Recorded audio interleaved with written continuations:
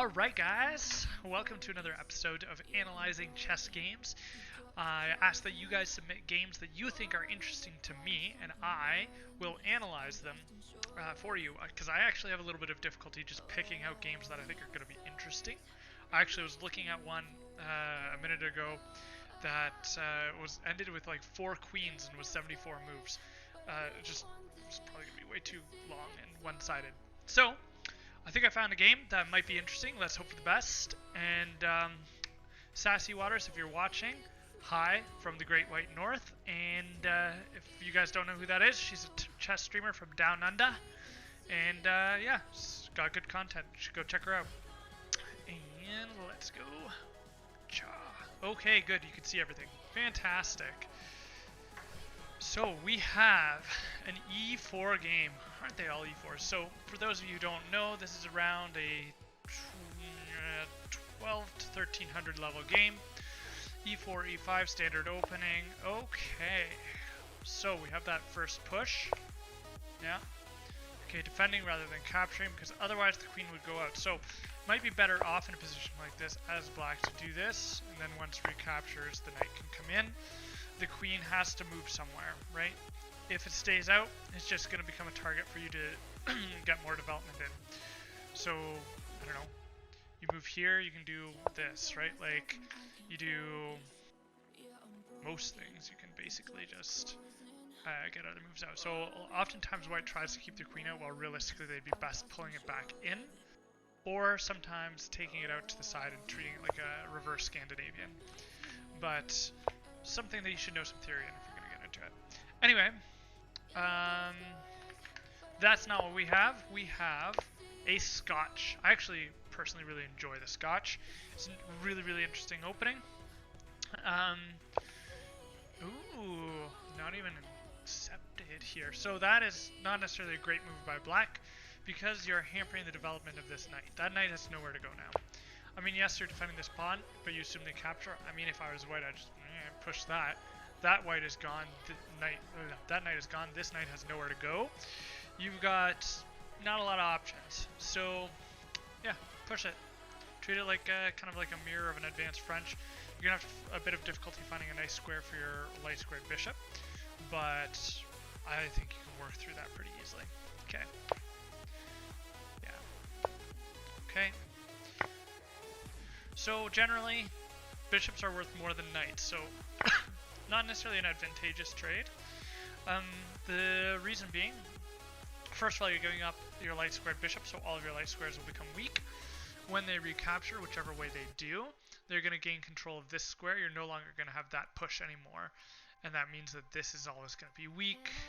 You're going to have to deal with that the rest of the game. So realistically, sometimes you're better off to just pull back and see if they're willing to push that many pawns on one side, because it'll just weaken their structure and give you some targets. Another option here, so the idea a lot of the time with the Scotch is you want to get this trade in so that you can kind of mess up their pawn structure and just sort of win from that. Actually, it's usually this pawn that takes, because you do not want to take that pawn, or you have queen and no castling. But anyway, we have a6 played, and a trade. So now white has 101 problems. First of all, 2 pieces are attacking this pawn now, and well, 2 are defending it. So that's okay for the moment until this bishop comes out, and then you don't got that many pieces defending it. You don't have that push anymore, so you might be stuck trying to lock down and defend it. And this pawn push can be coming, because really when you have double pawns, they're pretty easy sacrifices to make. Okay, so we have the trade. Yeah, and this is the point of the Scotch. This is why you don't want it to go like this. This is why people generally won't take that way, is because white normally has the opportunity to take black's queen. Instead, we have this. Now white cannot castle, and has a couple of problems here. First off, I mean, you could just go ahead and keep gobbling up pawns and see how far you go. If you take this, the knight's coming out, so might not want to do that. You might want to defend your own knight rather than make a mess of these pawns here. Yeah. So let's see what we have happens next. Okay, they do go for it. That knight is coming out. Now this pawn is going to fall, and then you're gonna have another target right here. So push this, defend this. get your knight out, try and do whatever you can to survive at this point. Like, white is certainly on the situation where they have to backpedal right now. An interesting idea too would be to let this pawn fall and bring the rook in, and then pin it to the king. Problem being is that then this bishop can defend, but if you didn't have this knight here, you'd be able to push this pawn and recapture it. So, something to keep in mind. I don't know if there'd be a way to directly make that happen, but say you could get... you can't go there because it's check. Yeah, and you can't move that knight because it's pinned. Optimally, you'd like to get the knight out of the way to clear the way for the pawn, but no such luck. Okay, so that knight's gonna fall. Ooh, okay. Okay. Yeah. I mean, this is not gonna happen quite yet, but it might be coming soon after maybe say that and that. White, you gotta get your king to safety. I'm not sure which side that's gonna be for you. That might have to, like, this is the problem with taking the knight out. Now your bishop has nowhere to go. Yeah. No fun. Yeah, as predicted. Okay. Don't have any illusions about that pawn being defended by this knight, because it is pinned to the king. You might actually be better off at this point. Oh gosh. Pinned this way too. I was gonna say trying to force this. Force him back. And then if he takes, then just moving your knight, but obviously you can't because of check, and your next problem is that this is also hanging, which could be a threat to your rook. So you might want to consider a move like this and like this to just try and sidestep all of these pins, deal with all of your problems, and just get a move on with life. Yeah. So black misses the hanging pawn, which would have forced the white to move. Okay. What does that move do except for help black? Yeah. So that piece before, one move ago, was pinned. So they move a piece in front now. You're like, huzzah, it's not pinned anymore. I can threaten this bishop. Here is your problem. Is now it's just a pin, but you're just using black's pieces. So when black moves this knight literally anywhere, you're going to be in check. You're going to have to figure out a way to deal with that. So let's think about this.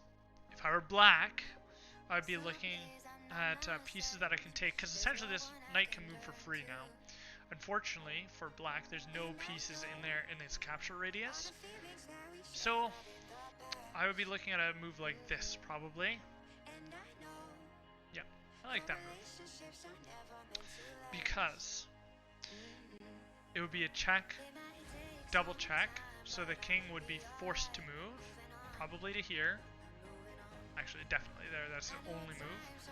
It's always helpful when you can predict their exact moves. You can pick up this pawn. This knight is now pinned and not defended by a pawn. And so then you are planning. So first of all, you're threatening this rook, so you could expect the rook to move over. You can bring the knight, well, yeah, here's the pin though. So you're going to have to figure out a way to deal with that. So you could probably move back with check. Yes. So for those of you who can't visualize, what I'm looking at is I'm saying this, only move, this, something like that. King has nowhere really, well, yeah, you're just hanging pieces though. I'm just being an idiot there. So maybe it doesn't work in the end, but you want to start calculating lines like that. You could look at this as well, which is actually going to be checkmate. Yep. So, I mean, there. I would go all the way down this line looking the other way. Hopefully in a real game I would have just recognized that this is a checkmate, but I did not. So, black has mate in 1. What do they do? Okay. So, similar idea, but they're going for this pawn, and now they're giving the opportunity for black to put a piece back in the middle, or white, like bishop. Get that. Now he's going to run into this same problem that we had before,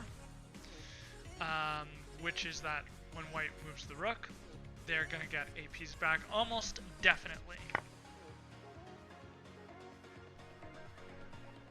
Okay. White, you and I need to have a talk. We need to have a talk about, again, tunnel vision here. Yes, that bishop is hanging, but so is your rook. You have 2 birds and 1 stone. Move. Move, move, move, move, move. Like, it's good. I'm glad that you were able to remember that move from several moves earlier. That's important. A lot of times people will forget about hanging pieces like that. But you also have to be able to be cognizant enough of what else is going on in the game. Yeah. See. Yeah. Yeah. Good move on Black's part here. Like, Black is playing extremely well. Not just taking, because they're recognizing that if they can bring another rook to the attack, it cannot be recaptured. This king cannot move away, or else this rook gets captured for free. So you could potentially move there, but, well, no, you can't because the knight. So you really have no moves. So really, really good play on Black's part, recognizing this, that they can just take this without risk to their own pieces. And even I might not have seen that, but I was just like, well, I'll just take that rook and be happy. But why do that when you can just not lose the piece back? So what I'm saying is, Black could have just done this and been like a happy position, you know, knight for, or bishop for rook, and kind of a better situation for the king. But Black instead recognizes that they can just do this. Now I don't know if that's what they play. Okay, do this. Push, push, push. Yes. Deflect. Doesn't matter. Take the pawn. Good. Okay, trying to come up with an escape square for the king. Yep, but it is too late. We've got that with check. Or even better, do this. Then if the king moves, you can take that bishop with check because you are defended. And if the king stays where it is, you can actually do that. I'll show you that in a sec there. Okay. So say the king stayed here. You could do something like this. Double check. Protected. King must move here, can't recapture the rook. You come back with that. But instead, white plays a better move. However, that bishop is going to fall. Yep. Okay, so now it is on Black to convert this position. This white knight is basically out of the game. It cannot go here, here, here. It can only come back here. So, I mean, if that ever becomes a useful square, good for them. It's even actually tempting to just push that and just lock it away forever. Then your bishop can even come back and round it up if you wanted. But that's not really necessary. You're winning by so much, sorry. Okay. So we have check. That pawn is going to fall with check. Yep. So now you start seeing all the crisscrossing that's happening. So the king is forced to move to here, here. Okay. Good. Knight is rounded in. I mean, you gotta see white that moves like this are coming and just start doing a Hail Mary at this point. Do this. I mean, that's coming too, so yeah, that actually just checkmate, but maybe something like this. Yeah. I don't even know that you have a move to stop it. See what Stockfish thinks. Yeah, Stockfish says you have no moves. So checkmate in 1. Wham.